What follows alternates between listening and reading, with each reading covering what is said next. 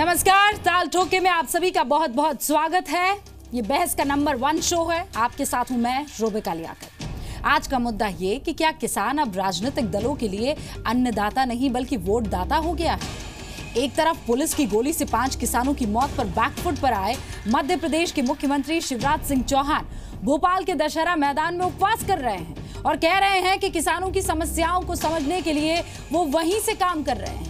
दूसरी तरफ मध्य प्रदेश से लेकर दिल्ली तक कांग्रेस के साथ पूरा विपक्ष और किसान संगठन सरकार के खिलाफ हल्ला बोल रहे हैं। आज दिल्ली में 62 किसान संगठनों की बैठक के बाद किसान संगठनों ने चेतावनी दी है, वार्निंग, कि किसानों के मुद्दे पर राष्ट्रव्यापी आंदोलन अब किया जाएगा। शिवराज सरकार को बर्खास्त करने की मांग हो रही है। साथ ही 16 जून को देश भर के हाईवे को 3 घंटे तक के लिए जाम कर दिया जाएगा, ये अल्टीमेटम दिया है। ऐसे में क्या किसानों का नाम लेकर मोदी सरकार के खिलाफ एक बड़ी रणनीति तैयार की जा रही है? क्या किसान देश में राजनीति का नया बहाना बन गए हैं?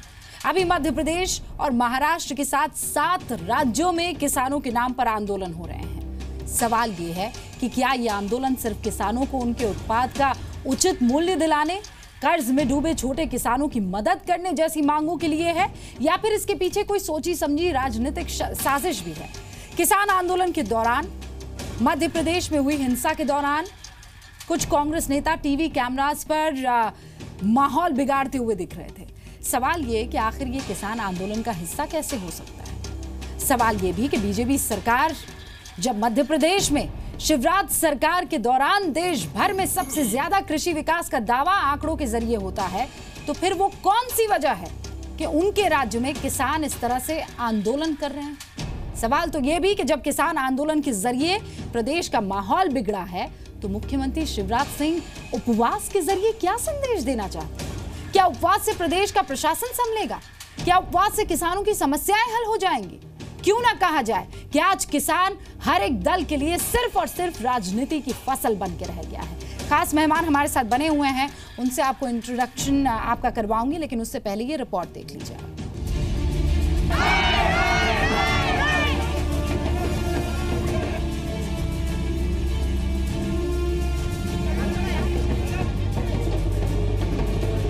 पूरे प्रदेश के किसान ध्यान से सुन ले, किसानों को लाभकारी मूल्य देना मध्य प्रदेश की धरती पर सुनिश्चित कर दिया जाएगा। मुख्यमंत्री जो बात पे बैठे हैं, ये उनकी नाटक और नौटंकी है। 18% ब्याज का कर्जा घटा के हमने किया 0%, और शायद दुनिया में कहीं नहीं होता। ये मध्य प्रदेश की धरती को होता है कि 1 लाख ले जाओ खाद बीज के लिए और 90,000 दे जाओ, बाकी सरकार अपने खजाने से वापिस करवाएगी। -10% ब्याज पर कर्जा देने का चमत्कार कहीं हुआ, अपने मध्य प्रदेश की धरती पर हुआ। और सरकार दमन पर मुताबिक है। सरकार आपने छुपा रही है। अभी तक 12 किसान हमारे शहीद हो चुके हैं। 7 राज्यों में मध्य प्रदेश के साथ कंधे से कंधा मिलाकर आंदोलन चालू कर दिया है, और अब पूरे भारतवर्ष में राष्ट्रव्यापी आंदोलन प्रारंभ होने जा रहा है। कांग्रेस सिचुएशन बिगाड़ रही, अपना पाप दूसरे के मत्थे डलना, आपकी नाकामी को दूसरे के सर पे डालना, ये किस तरह का न्याय है भाई? आपने पूरे प्रदेश में आंदोलन फैलने लगा, अब आप उपवास पे बैठ रहे हैं। उपवास रखने से किसानों की मांगे पूरी नहीं होगी। किसान की भूख मिटाए, फिर उसके बाद भूखे रहने का नाटक करें। मांगे पूरे देश के किसानों की मांग है कि जो कर्जा किसानों के ऊपर है वो एक बार पूरा माफ होना चाहिए। किसान धरातल पर आ जाए, किसान जमीन उस पर आ जाए, कर्जा ना हो, इसके लिए सरकार कमेटी बनाए, उसके सुझाव ले। जो केसीसी पे 120% का इंटरेस्ट किसान देता है, वो क्यों दे? मध्य प्रदेश में किसान के कर्ज माफी का कोई स्थान ही नहीं बनता।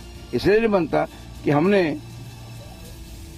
जब 2008 में मैं मिनिस्टर बना, तो हमारा जो घोषणा पत्र था उसमें हमने कहा था 3% ब्याज दर पर कृषकों को अल्पकालीन ऋण दिया जाएगा। उसको हमने लागू किया। हमने 5 साल में उसको पालन करना था, लेकिन हमने दूसरे साल उसी साल 3% कर दिया, नेक्स्ट ईयर 1% कर दिया, और 4 साल तक 0% ब्याज लिया। आज हम ब्याज नहीं बल्कि सामग्री में मूलधन पे 10% कम ले रहे हैं। ताल ठोक के आज का पहला सवाल, क्या मध्य प्रदेश के सीएम शिवराज सिंह चौहान के उपवास कार्ड से शांत होंगे किसान? दूसरा सवाल, क्या किसान बनेंगे मोदी के खिलाफ विपक्ष का ब्रह्मास्त्र? तीसरा सवाल, क्या किसान आंदोलन को कांग्रेस गुमराह कर रही है? चौथा सवाल, क्या किसान के कर्ज पर राजनीति मालपुए खा रही है? और ताल ठोक के आज का पांचवा सवाल, कि क्या अब किसान से चमकेगी सियासी दुकान?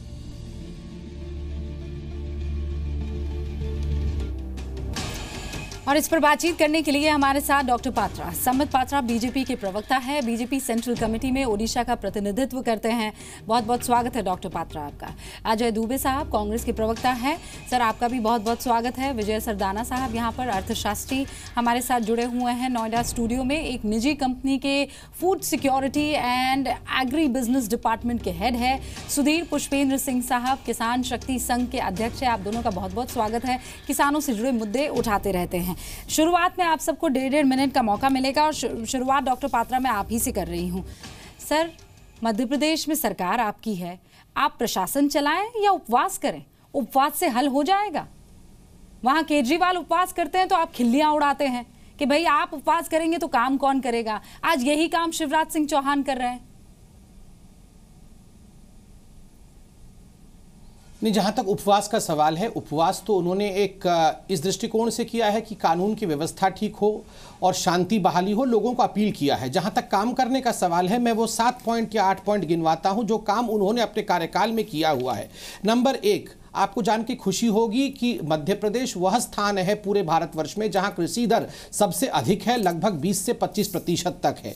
दूसरी बात है 0% इंटरेस्ट में अगर पूरे भारतवर्ष में कहीं ब्याज मिलता है कृषकों को तो वो मध्य प्रदेश है। दिग्विजय सिंह जी के समय 18% पे मिलता था। उसके बाद आप देखिए एग्रीकल्चर में जो इरिगेशन है उसका एक बहुत महत्वपूर्ण रोल है। जब दिग्विजय जी वहां पे मुख्यमंत्री थे 7.5 लाख हेक्टेयर जमीन केवल इरिगेशन के अंडर था। जब माननीय मुख्यमंत्री शिवराज चौहान बने तो वो अब बढ़ के 40 लाख हेक्टेयर बन चुका है, 60 लाख हेक्टेयर की ओर बढ़ रहा है। जो किसान वहां ब्याज लेता है वो ब्याज जब लौटाता है तो सरकार उसे 10% मुनाफा देती है, अर्थात 10% सब्सिडी देती है। अगर 100 रुपए लेता है ब्याज तो लौटाते समय 90 रुपए ही लौटाता है। नर्मदा के पानी को मालवा रीजन में इरिगेशन के लिए लाया जा रहा है और एक बड़ा लेक वहां ऑलरेडी बन चुका है। 70 लाख टन गेहूं जो है वो प्रोक्योर कर लिया गया है ताकि एमएसपी किसानों को मिल सके।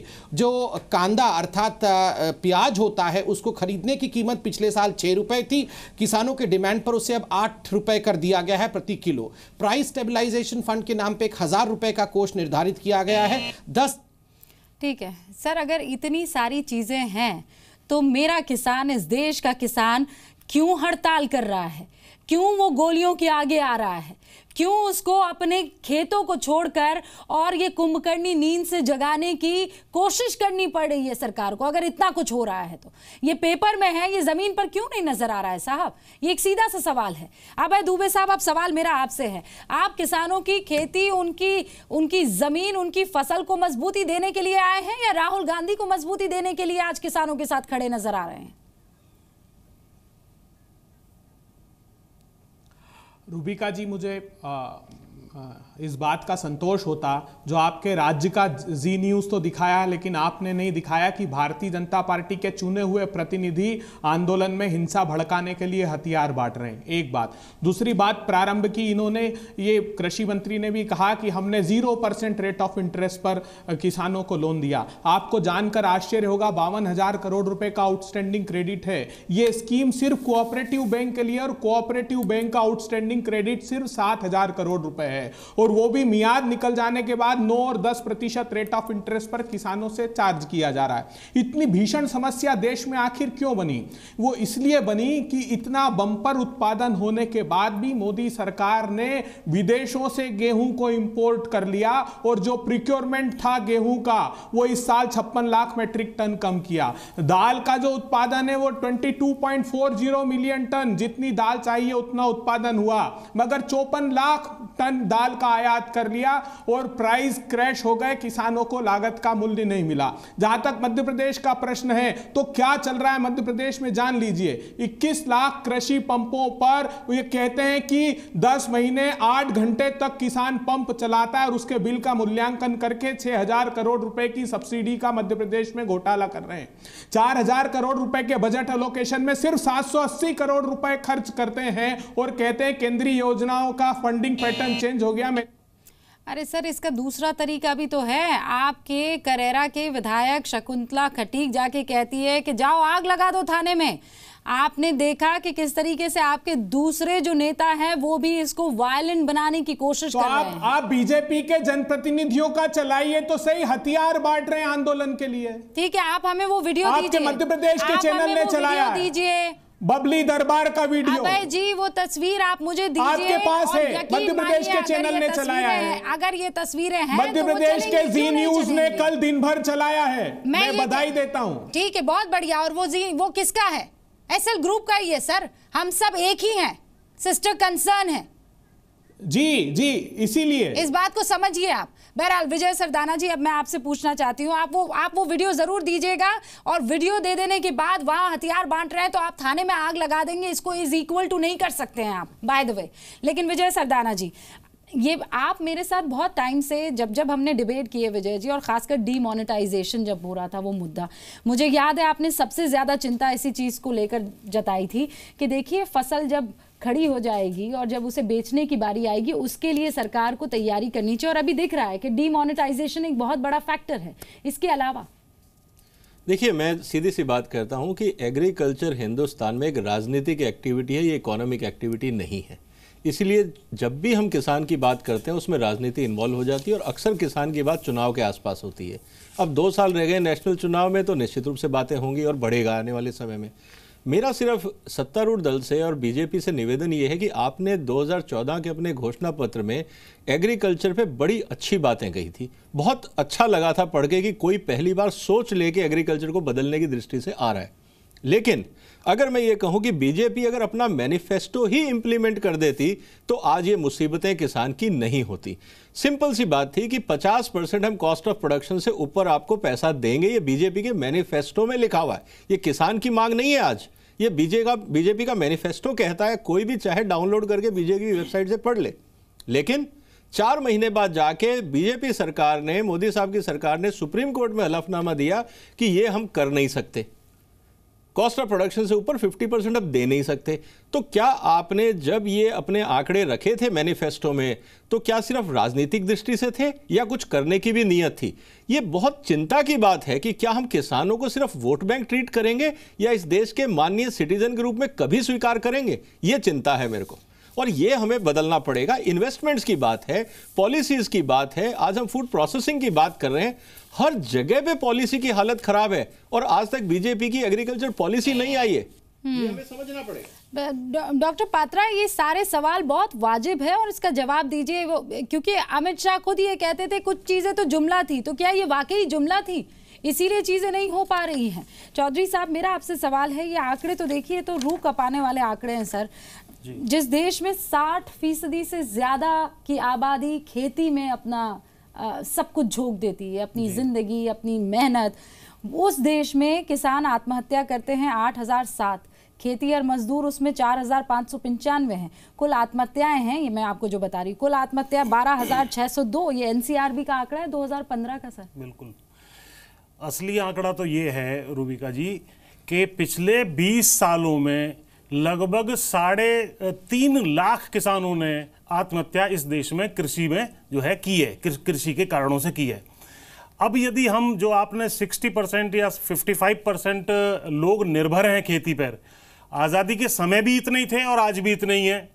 आज़ादी के समय कृषि लगभग 50% जो जीडीपी का हुआ करता था, आज घट के जो है 14-15% पे आ गया है। इसके मूल कारण में जाने की हमें आवश्यकता है।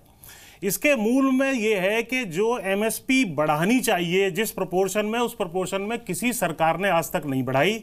उदाहरण के तौर पर 1970 में गेहूं 76 रुपए प्रति क्विंटल था, आज जो है बढ़ के 1625 यानी 20-21 गुना हुआ है। लेकिन सरकारी कर्मचारियों की तनख्वाह लगभग 150 से 300 गुना बढ़ चुकी। गोल्ड का प्राइस जो इन्फ्लेशन को एक तरीके से नापता है वो लगभग जो है 165-70 के आसपास गुना बढ़ चुका। तो ये सारी चीजें इसके मूल में है।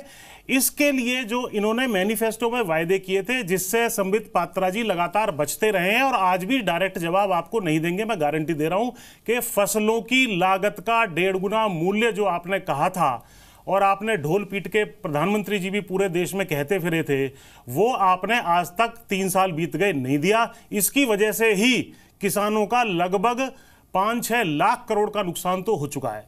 दूसरा, इन्होंने ये कहा था कि लागत मूल्य हम कम करेंगे, लागत भी इन्होंने कम नहीं की, डिटेल में मैं बाद में इसमें जाऊंगा। इन्होंने ये कहा था कि 2 करोड़ हम नौकरियां देंगे, जिसकी वजह से लैंड के ऊपर से कुछ प्रेशर कम होता। आज तक 6 करोड़ मिल जाती 3 साल के अंदर, तो 2.5-3 करोड़ जो है गांव के बच्चों को भी मिलते। तो ये जो फ्रस्ट्रेटेड यूथ घूम रहा है, जो अवसाद से ग्रसित है, जिसकी जॉब नहीं है, जिसकी शादियां नहीं हो पा रही हो, कहीं ना कहीं ये सारे संगठनों में जुड़ता जा रहा है। चौधरी साहब, यही है कि वादे तो मैनिफेस्टो में आपने बहुत सारे कर दिए, इतनी मोटी किताब आपने बना दी, भाषण भी हमें बहुत सारे याद है, जहां प्रधानमंत्री नरेंद्र मोदी बनने से पहले प्रधानमंत्री वो ये कह रहे थे कि जय जवान जय किसान का नारा दिया करते थे। आज की तारीख में मर किसान मर जवान हो रहे हैं। आज क्या बदला है, क्या सूरत बदली है डॉक्टर पात्रा? मैं आपको बताता हूं। देखिए, जहाँ तक किसानों के लिए हमने क्या किया, एक साधारण सा एग्जाम्पल लेके देखिए। जब फसल बीमा योजना पहले थी, उसका कवरेज केवल 23% था पूरे भारतवर्ष में। उसको बढ़ा के हमने एम किया है 50% तक करने का, और एक छोटे से कार्यकाल में मात्र 3 वर्षों में उसे 42% किया है। एक छोटा सा उदाहरण देता हूं। पहले ओलावृष्टि होती थी तो उस पर किसी प्रकार का बीमा नहीं मिलता था, ये सारा कुछ इंक्लूड किया। प्रीमियम को रिड्यूस किया, 1.5% और 2% किया रबी के लिए और खरीफ के लिए। इरिगेशन की जो फील्ड होती है, इरिगेशन के प्रधानमंत्री सिंचाई योजना के अंतर्गत 28.5 लाख हेक्टेयर जमीन को इरिगेशन के अंतर्गत लाया। याद रखिए, वही महाराष्ट्र जहां पर 70,000 करोड़ रुपए का घोटाला होता था, वही कांग्रेस में जहां पर कि आप अगर कर्ज माफी के लिए भी पैसा देते थे, याद करिए 2009 में उन्होंने जो कर्ज माफी का वादा किया था, उसमें भी सीएजी ने रिपोर्ट किया था कि 52,000 करोड़ रुपए का घोटाला हो गया था। जिन किसानों को माफी नहीं देनी थी, जो संभ्रांत किसान थे, उनके नाम पे पैसा मुझे समझ में आता है कि कांग्रेस के बगैर आपकी राजनीति नहीं होगी, मुझे ये बात समझ में आती है, लेकिन किसानों की समस्या के लिए अभी कांग्रेस को दोष देने के लिए आपको नहीं बुलाया है। मुख्य बात 1.5 गुना कीमत की। आपकी सरकार है, कोई दोष नहीं दे रहा है। नहीं, आप महाराष्ट्र में क्या कंपेयर कर रहे हैं? इधर उधर मत जाइए, इधर उधर मत जाइए। ये बैठे हैं किसान नेता, 1.5 गुना कीमत की बात आपने आज भी नहीं की। मैं 1.5 गुना की बात करो पहले। मैं किसान ने देखिए, मैं किसान नेताओं की बात सुना हूं, मैं उत्तर दे रहा हूं। मैं उत्तर दे रहा हूं। पहली बात है, आप देखिए, जहां तक एमएसपी का सवाल है, क्या यह सच्चाई नहीं है कि व्हीट पर, गेहूं पर भी 100 रुपए पिछले वर्ष एमएसपी बढ़ाया गया, ये 1680 किया गया प्रति क्विंटल? क्या ये सच बात नहीं है कि मूंग दाल, तुअर दाल, इन सभी उड़द दाल सभी के ऊपर लगभग 500-600 बढ़ाए गए हैं? ये सब बढ़ाए गए। ऐसा है, अगर आप 1625 बढ़ाया, 100 रुपए बढ़ा के किया। पिछले साल 100 रुपए बढ़ाया हमने, तो स्वाभाविक। मैं आपको बता रहा हूँ, ये 19 किसान संगठन क्यों साथ में आ गए? मैं उत्तर दे रहा हूँ, रूबिका जी सुन लीजिए। ये रूबिका जी आप उत्तर जाना चाहती है, मैं उत्तर दे रहा हूँ। रूबिका जी, ये दूध कौन बहा रहा है? ये दूध कौन बहा रहा है? पूछिए प्रवक्ता को पूछिए। फेसबुक में और ट्विटर में फोटो दिख रहा है। ये किसान आपको लगता है दूध फेंक रहा है? दूध फेंक रहा है। मैं बिल्कुल बोल रहा हूँ, कांग्रेस के लोगों ने नियोजित तरीके से हजारों लीटर दूध फेंका है।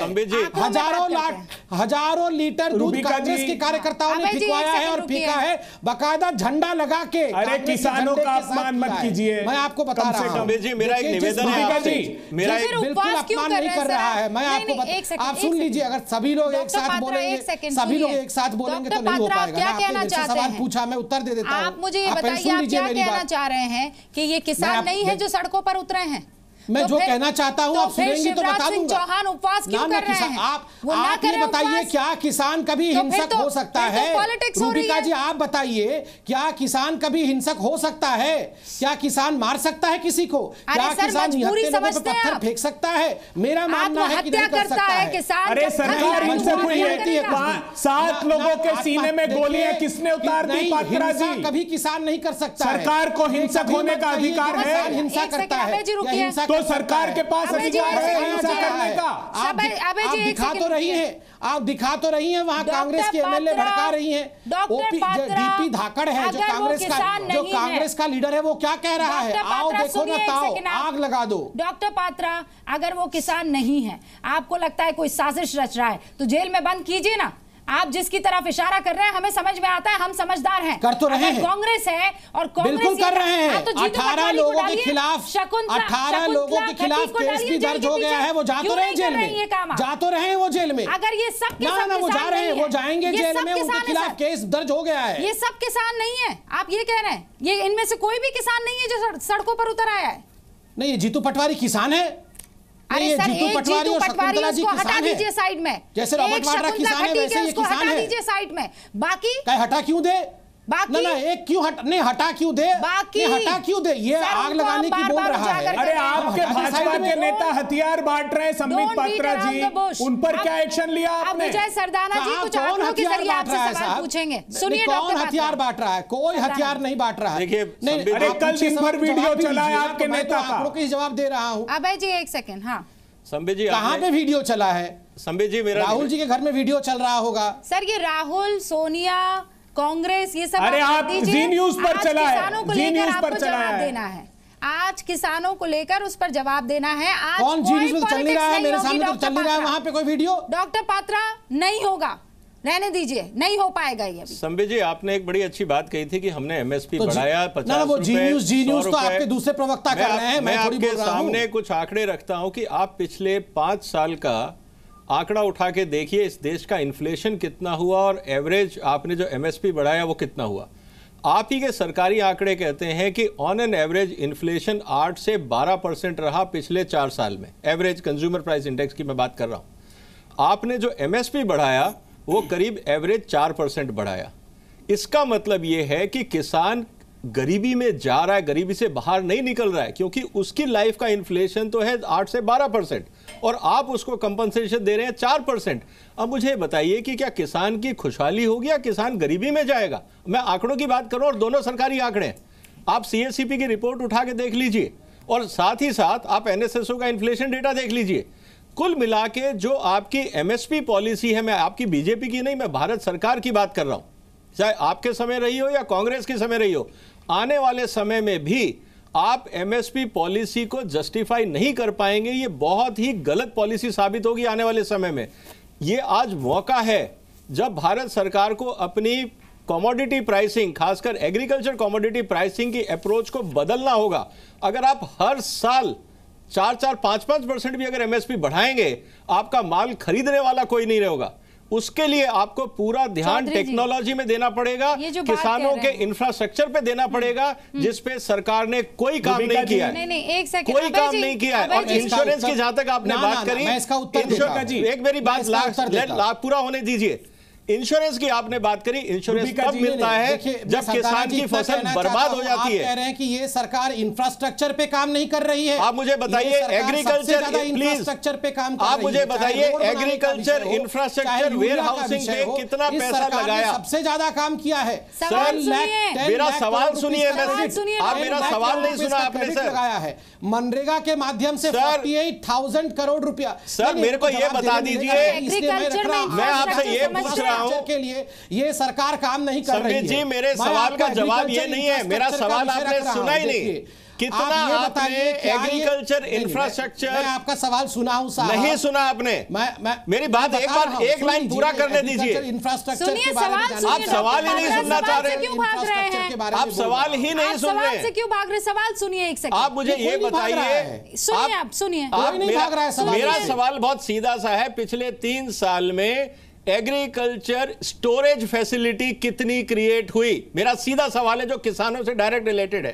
कितना कोल्ड स्टोरेज, कितनी कैपेसिटी क्रिएट हुई ताकि उनका पेरिशेबल खराब नहीं हो? कितनी अनाज के लिए स्टोरेज फैसिलिटी आपने क्रिएट करी ताकि उनका अनाज खराब नहीं हो? और कितनी मंडियों का मॉडर्नाइजेशन किया जो आपके मैनिफेस्टो में था? कितनी मंडी आपने मॉडर्नाइज करी? इन 3 सवाल का जवाब दे दीजिए, बाकी चीजों से मेरे को मतलब नहीं है।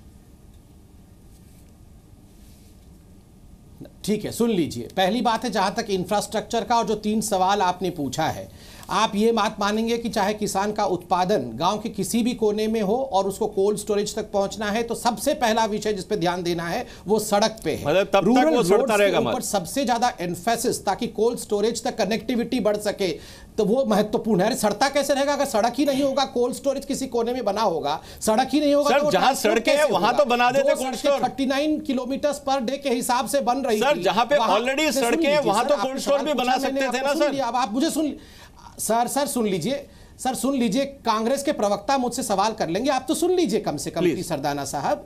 नंबर 1, तो जहां सड़कें हैं वहां कोल्ड स्टोरेज बनी है, और पहली बड़ी बात है, आप भी इस बात को मानेंगे, अगर इसी सरकार ने सबसे ज्यादा रिकॉर्ड तोड़ रूरल सड़कें बनाई हैं। मैं एक छोटा सा और उदाहरण देता हूं, मनरेगा में जहां पूरा पैसा पिलफ्रेज में जाता था, 35% पिलफ्रेज में जाता था, वहां अब real time 5 lakh pond create करना, रियल टाइम, वह भी ताकि वहां कोई करप्शन ना हो सके, फार्म पॉन्ड्स क्रिएट किए गए हैं और उसको बढ़ा के इस बजट में और रखा गया है। ये इस प्रकार का इंफ्रास्ट्रक्चर पहले किसी सरकार ने क्यों नहीं किया? सही बात है, आप हमसे सवाल पूछेंगे कि हम 3 साल में हैं। फिर ये किसान आत्महत्या क्यों कर रहे हैं? डॉक्टर पात्रा, मेरा तो बहुत ही आसान सा सवाल है, अगर इतना कुछ हो रहा है जो आप मुझे बता रहे हैं, तो अबे जी एक सेकंड रुकिए, मेरा सवाल आज आपसे नहीं है, मैं इसका उत्तर देता हूं। मेरा सवाल आज सरकार से है, उनके प्रवक्ता से। रुक जाइए, आप सिर्फ घी डालिए। तो मुझे भी कुछ सवाल कर लेने दीजिए। अरे सर, आप क्या कर रहे हैं? आप जानते हैं ना आप क्या कर रहे हैं? आप वायलेंट कर रहे हैं सिचुएशन को। आप संभालिए शकुंतला जी को, आप संभालिए जीतू पटवारी को। ये सरकार की सच्चाई में बताना चाहता हूं जो 3 साल में बीते हुआ है। इनकी सरकार क्या समर्थन मूल्य की सिफारिश कर रही? बताइए अपनी सच्चाई पे ध्यान की सरकार ने सीएससीपी को कहा, हमारी सच्चाई। अरे आप सुन लीजिए 1 मिनट, मैंने आपके बीच में बिल्कुल नहीं बोला संबित पात्रा जी, सुन लीजिए। फिर गुजरात चले गए। गेहूं के लिए वो कहते हैं गुजरात की सरकार की 2175 रुपए समर्थन मूल्य दीजिए, मोदी जी 1625 रुपए तय करते हैं। चने के लिए मध्य प्रदेश की सरकार कहती है 6500 रुपए दीजिए, मोदी सरकार 4000 रुपए देती है। धान का मध्य प्रदेश सरकार कहती है 2600 रुपए दीजिए, आप 1510 रुपए देते हैं। गुजरात की सरकार 5500 रुपए कहती है, 4000 रुपए देती है। और सुन लीजिए, आप जो फसल बीमा का राग अलाप रहे थे, देखिए बोलने दीजिए संबित जी, आप सुन लीजिए। फसल बीमा योजना में 10,000 करोड़ रुपए निजी कंपनियों के खातों में गया है। आप जानते हैं, आपकी राज्य सरकार ने, मध्य प्रदेश ने। अबे जी, सारे तथ्य सामने रख दिए। नहीं रुबिका जी देखिए, जाने वाले नहीं है। आप मेरे सवाल का जवाब दीजिए। आप मेरे सवाल का जवाब दीजिए। 10 सेकंड आखिरी सवाल, क्या सर? आखिरी सवाल सबसे ज्यादा। अरे क्या ये आखिरी सवाल? एक आखिरी सवाल, ये आखिरी मौका है क्या अभय जी? क्या आप पॉलिटिक्स चमकाने का प्रश्न नहीं है, एक आखिरी सवाल किसानों की प्रॉब्लम्स को सर हल करना है ना। ये आप अपनी डूबती नैया कोई पार लगाने में लगे। मध्य प्रदेश में प्रधानमंत्री जी ने फसल बीमा का उद्घाटन किया है। शिवराज सिंह चौहान ने कल घोषणा की है कि हम ऑप्शनल कर रहे हैं उस योजना को, क्योंकि 10,000 करोड़ रुपए प्राइवेट कंपनियों के खातों में चला गया है। किसानों की अपेक्षा उसको रिव्यू क्यों कर्नाटक फसल बीमा योजना इतनी अच्छी है तो आप भड़काएंगे किसानों को। आपको याद है चोरा चोरी? याद है? भड़काना हमने नहीं, गांधी के आदर्शों पर चलने वाली है ये पार्टी है। अरे 3 मांगे उन्होंने आज सहयोग आंदोलन वापस ले लिया था, किसानों की 3 मांगे मान लीजिए। सहयोगियों ने, और आपकी शकुंतला खटी कह रही है नहीं, उपहास उड़ाया जा रहा है किसानों का। हिपोक्रेसी इसे कहते हैं। अरे किसानों को समझाइए, अरे तो कांग्रेसियों के सीने में गोली उतार दीजिए। किसानों के सीने में क्यों गोलियां उतार रही सरकार? प्लीज पॉलिटिक्स कीजिए, लेकिन ऐसी कीजिए पॉलिटिक्स कि किसानों को फायदा हो। ऐसी पॉलिटिक्स कीजिए। अब किसान नेता यहाँ पर बुलाए गए हैं आपकी पॉलिटिक्स देखने के लिए। नहीं, आप दोनों एक सेकंड के लिए खामोश हो जाइए। चौधरी साहब, आप एक बहुत खूबसूरत सी चीज भी लेकर आए हैं ताकि हम जैसे तमाम लोग किसानों की उस प्रॉब्लम को फौरन समझ जाएं। आप अपनी बात रखिए और उसके बाद वो डेटा भी हमें बता दीजिएगा। सर, मैं ये कहना चाह रहा था कि एमएसपी 1.5 गुना करना, कॉस्ट कम करना और 2 करोड़ रोजगार देना, इस विषय में इन्होंने कोई जवाब अभी तक नहीं दिया, पहली बात। लेकिन इसके अलावा इन्होंने एक त्रिशूल का इस्तेमाल करके किसानों को मुसीबत में डाला, उनको खत्म करने का काम किया। एक है इनकी आयात निर्यात की नीतियां। अभी 2013-14 के मुकाबले इन्होंने इस साल जो है बम्पर प्रोडक्शन हुआ है 2 साल के सूखे के बाद। लेकिन जब बम्पर प्रोडक्शन होता है तो देश से एग्रीकल्चर कमोडिटीज का निर्यात करना चाहिए, बाहर भेजना चाहिए। इन्होंने उसका उल्टा किया, $10 बिलियन इंपोर्ट कर लिया ज्यादा 2013-14 के मुकाबले, और एक्सपोर्ट करा कम। तो यानी कि $20 बिलियन जो कि 1,30,000 करोड़ का जो है चपत किसानों को लग गई। दूसरा, जो ये कृषि मंत्री बता रहे थे अभी कि हम किसानों के उसके खिलाफ हैं, कर्ज माफी के, मैं इसको जो है संदर्भ में रखना चाहता हूं। इस ग्राफ चार्ट के जूम कर दें, थोड़ा सा जूम कर दीजिए ताकि ये सबको इस ग्राफ चार्ट के जो है माध्यम से मैं आपको बताना चाहता हूं कि इस देश में लगभग 9 लाख करोड़ का बैंकों का एनपीए है जो बड़े धन्ना सेठ और इंडस्ट्रियलिस्ट नहीं चुका रहे हैं, और लगभग 9 लाख करोड़ के आसपास ही इस देश में जो इनकम टैक्स है उसका बकाया है। सारे डॉक्यूमेंट्स मेरे पास हैं। और 8-9 लाख करोड़ ही हर साल बजट में बड़े धन्ना सेठों को छूट दे दी जाती है, तरह तरह के इंसेंटिव दे दिए जाते हैं। और यदि हम किसानों की बात करें तो किसानों का ये कर्जा भी लगभग 9 लाख करोड़ का ही है, जो पिछले साल की नाबार्ड की रिपोर्ट है उसके अनुसार। यदि धन्ना सेठ ये 27 लाख की लूट और छूट कर रहा है तो किसानों का ये जो है 9 लाख करोड़ का कर्जा क्यों नहीं माफ करते, जबकि किसान देने की स्थिति में नहीं है और धन्ना सेठ विजय माल्या की तरह लूट मचा करके जो है लंदन में जाकर के बैठ जाता है। इस प्रश्न का आप माकूल जवाब दीजिए। डॉक्टर पात्रा, मुझे लगता है आपने बहुत सीरियसनेस के साथ सुना होगा और बिल्कुल जवाब देना और ये जो चार्ट इन्होंने अभी दिखाया है बहुत छोटा सा एक किस्म का। हाँ, ये बहुत इंपॉर्टेंट चीजें हैं सर। आप नहीं करेंगे तो कौन? आपने तो तकदीर तस्वीर बदलने के वादे और दावे किए थे। नहीं, बिल्कुल ठीक प्रश्न है, बिल्कुल ठीक प्रश्न है रूबिका जी, मैं जवाब देता हूं पूरे सीरियसनेस के साथ। बिल्कुल ठीक कहा इन्होंने कि देखिए कुछ ऐसे इंडस्ट्रियलिस्ट जिनको कि 9 लाख करोड़, शायद इन्होंने कहा 9 लाख करोड़ दिया गया है, ये 9 लाख करोड़ 3 वर्षों में नहीं दिए गए हैं। आप अगर देखेंगे ये 9 लाख करोड़ विगत वर्षों में विगत सरकार के समय दिए गए। आप देखिए 9,000 करोड़ जो विजय माल्या को दिया गया, ये मनमोहन जी और चिदम्बरम जी के कहने पर दिया गया। हमने तो 6,000 करोड़ रुपए उसमें से ऑलरेडी रिट्रीव कर लिया है, उनसे ले लिया है। भागा तो आपकी नाक के नीचे से। दूसरी इन्होंने, मैं बीच सरकार की मदद से भागा, मैं बीच में नहीं बोल रहा था, प्लीज सुन लीजिए। सीबीआई का मुकदमा होते हुए भागा कि नहीं? सीरियसली बोल, इस प्रश्न का उत्तर देना चाहता हूं। अरे आपने पूरे मेरे डिबेट को इंटरप्ट किया। 9 लाख करोड़ रुपए इनकम टैक्स जो है, दूसरा इन्होंने कहा कि इनकम टैक्स का जो है 9 लाख करोड़ रुपए का चूना लगाया है लोगों ने, इनकम टैक्स दिया नहीं है। ये भी सही कह रहे हैं।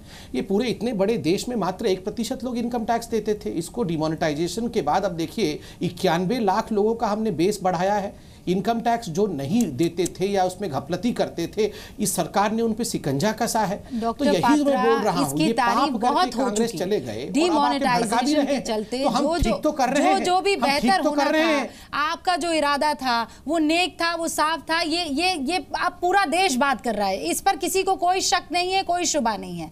मुझे ये बताइए कि अगर ये सारी चीजें करनी थी, इनकलाब रातों रात लेकर आना था, तो उससे पहले चीजें क्यों नहीं सेटल कर दी गई? क्यों नहीं किसानों के लिए कुछ पहले से इंफ्रास्ट्रक्चर तैयार कर दिया गया? अब वो बेचारा ये कह रहा है डिमोनेटाइजेशन के बाद मुझे पैसा ही नहीं मिलता है, मेरे हाथ में कैश ही नहीं होता है, सामने वाला मुझे दौड़ाता रहता है, महीने 2-2 महीने बाद पैसा आता है, तब तक मैं कर्ज में और डूब चुका होता हूं।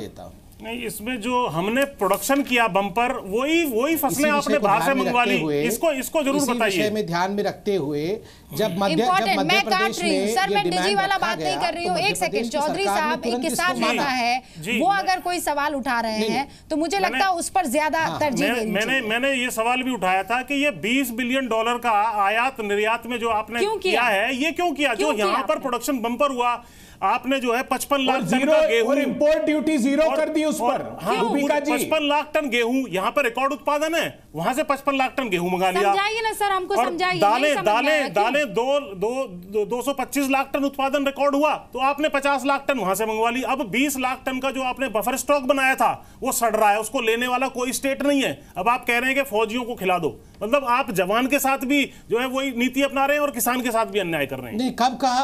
ना ये गलत बात है। आइए, कब कहा कि फौजी?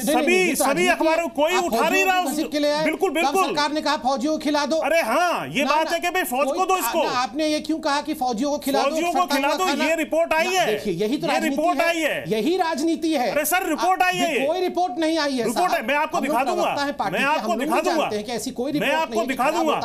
स्टेट गवर्नमेंट उसको लेने को तैयार नहीं है, बफर स्टॉक को। नहीं, ये को तैयार हो रही है, सड़ रही है। चलो भाई, फौजियों को कम डिस्काउंट पे दे दो कुछ। बिल्कुल गलत बात कही कि सड़ा हुआ खाना फौजियों, बिल्कुल वो सड़ा नहीं है। ये सड़ा नहीं है, वो सड़ा नहीं है अभी तक। गलत बात कही। नहीं, वो सड़ा नहीं है। कोशिश नहीं होनी चाहिए कि सड़ा हुआ खाना वो सड़ा नहीं है। आप कह रहे हो सड़ा नहीं कह रहे। कहा है, कहां वो रिपोर्ट? सड़ा नहीं कह रहे। कहां वो रिपोर्ट? नहीं, किसने कहा सड़ा? आप पता कर लीजिए एग्रीकल्चर, वो सड़ा नहीं है।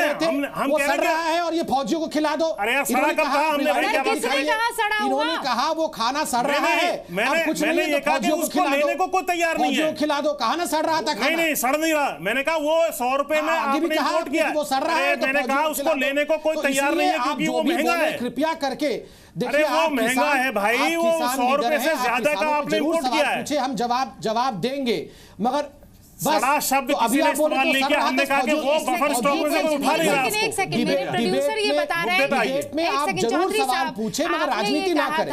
एक सेकंड डॉक्टर पात्रा, मुझे क्लियर करने दीजिए। मेरे प्रोड्यूसर ये बता रहे हैं कि सर, आपने बातों बातों में उस बात को सड़ा कहा था कि वो अनाज सड़ रहा है, और अब ये कहा जा रहा है कि उसे फौजियों को पहुंचा दिया ऐसा है ना, उसको कोई जो उठा नहीं रहा तो वो सड़ने की नियत आ रही है उसकी। ठीक है, लेकिन डॉक्टर पात्रा ये कह रहे हैं कि फौजियों को हम ऐसा कोई खाना नहीं पहुंचाते हैं। डॉक्टर पात्रा, ठीक है, ये चीजें आप रख दो साइड में। हाँ, ठीक है, ये दोनों एक दूसरे को आप समझ नहीं पाए थे, क्लियर हो गया। वो कहना पड़ता है कि भाई वो पड़ा हुआ, उसको कोई लेने वाला नहीं है तो वो सड़ रहा है। कहने का मतलब ये है। ये सब समझ रहे हैं डॉक्टर पात्रा। सवाल ये नहीं था, सवाल ये था कि अगर बम्पर हार्वेस्ट हो गई है उस चीज की, तो उसको इंपोर्ट करने की क्या जरूरत थी? वो क्यों किया? जवाब दीजिए। हाँ, एक सेकंड, उस सवाल का जवाब लेंगे। इसी से संबंधित सवाल ये था कि अगर बम्पर हार्वेस्ट हो गई है उस चीज की, तो उसको इंपोर्ट करने की क्या जरूरत थी? वो क्यों किया? जवाब दीजिए। हाँ, रूबिका जी, मैं अभी टीवी से सुन पाया हूँ, हाँ, इसीलिए हम रुके थे आपके। टीवी से सुन के आपको जवाब दे रहा हूँ। थोड़ा सा शायद डिले भी हो, हाँ, तभी शायद डिले भी हुआ होगा। देखिए, पहली बात तो है कि जहां तक एक बड़ी बात यहां सभी पैनलिस्ट ने माना है, कल तक वो हमसे प्रश्न पूछ रहे थे कि सरकार के समय में प्रोडक्शन ही नहीं हो रहा है, इस पे हमें डांट रहे थे। आज सबने ये बात मानी है कि ओवर प्रोडक्शन और बम्पर प्रोडक्शन हुआ है। आप भी रूबिका जी ये बात बिल्कुल तथ्यों के आधार पर मानेंगी कि सरकार ने ऐसा तो कुछ काम किया होगा जो बम्पर प्रोडक्शन हुआ, चाहे वो यूरिया का विषय हो, चाहे इरिगेशन का विषय हो। जहां तक इंपोर्ट और एक्सपोर्ट का विषय हो, मैंने आपको आरंभ में ही जो 1.5 मिनट आपने दिया था, मैंने उसमें कहा 70 लाख टन प्रोक्योर किया है मध्य प्रदेश की सरकार ने गेहूं, ताकि किसी प्रकार की एमएसपी के ऊपर इफेक्ट ना पड़े। अगर ये गलती हो तो आप मुझे बता दीजिए। 70 lakh ton has been procured wheat को प्रोक्योर किया है मध्य प्रदेश की सरकार ने। विदेश से जो इंपोर्ट किया उसकी बात हो रही है यहाँ पर। विदेश से जो आप लाए माल, उसके बारे में बताइए।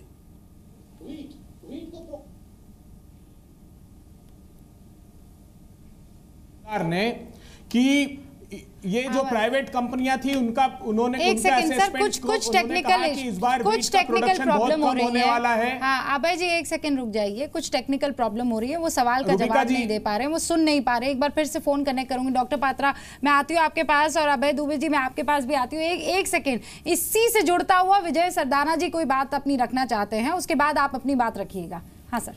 देखिए, भारत सरकार ने, मैं 2 उदाहरण देना चाहूँगा। जब भारत सरकार ने ये कहा था कि दालों की कीमत ज़्यादा है और एक इंसेंटिव के रूप में दालों के MSP बढ़ाए गए और ये कहा गया कि 30% एरिया MSP के आने के बाद दालों का बढ़ा है। अब ये सरकारी आंकड़ा था और सरकार का ही अनुमान था।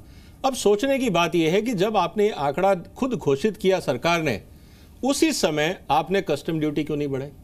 उसी समय जब आपको पता था कि 30% एक्स्ट्रा प्रोडक्शन आएगा तो उसकी स्टोरेज फैसिलिटी क्यों नहीं क्रिएट की गई? जब आपको ये पता था कि 30% एक्स्ट्रा माल आएगा और हमें ये पता है कि जब माल आता है उस समय रेट गिरते हैं और खपत 12 महीने होती है, तो उसका प्रोक्योरमेंट और डिस्ट्रीब्यूशन का इंतजाम क्या था? सिर्फ ये कहना कि 30% एक्स्ट्रा प्रोडक्शन होगा उससे प्रॉब्लम सॉल्व हो जाएगी, नहीं होगी। और आप ही के चैनल पे हम लोग ये कह रहे थे कि ये अगर एक्सेस प्रोडक्शन आया और जिस तरह से हमने स्टॉक लिमिट लगाई हुई है और जिस तरह से हमने जीरो ड्यूटी पे आयात चालू रखा है, ये जो भारत सरकार जिस बात की घोषणा के लेके आज तारीफ कर रही है, ये इसी अपने जाल में फंसेंगे, क्योंकि ये इकोनॉमिक एक्टिविटी है। इकोनॉमिक एक्टिविटी प्रधानमंत्री या सरकार के हिसाब से नहीं चलती है, बाजार के हिसाब से चलती है। और ये जब तक हम जागरूकता नहीं रखेंगे ये हमें दिक्कत आएगी। और जहां तक बात है डिमोनेटाइजेशन की डिबेट में, आज पूरा जो ट्रेडर है वो बाजार से बाहर है। रूबिका जी, हाँ अभय जी, मेरे पास वक्त की बिल्कुल कमी है, लेकिन आप 20 सेकंड में अपनी बात रखिए, फिर मुझे वाइंड अप करना है। 10 सेकंड। हाँ देखिए, ये जो बार बार संबित पात्रा जी कह रहे हैं कि बम्पर प्रोडक्शन हुआ, तो 13-14 में 265 मिलियन टन का प्रोडक्शन था, वो इस बार एक्सपेक्टेड है 273 मिलियन टन।